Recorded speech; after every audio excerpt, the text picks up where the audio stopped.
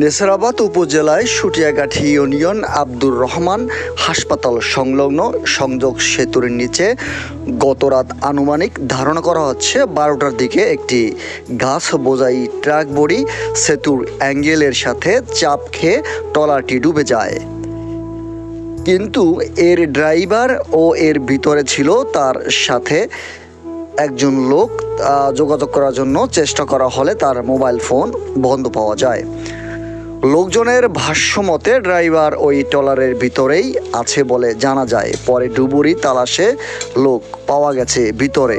একজন লোকের তথ্যবরাত সূত্রে জানা গেছে বৈঠাকাটা বাজার গাছাবাড়ির কালাম করে এক লোক এই ট্রলারে ছিল এবং সে নিহত হয়েছেন। ইন্না লিল্লাহি ওয়া ইন্না ইলাইহি রাজিউন।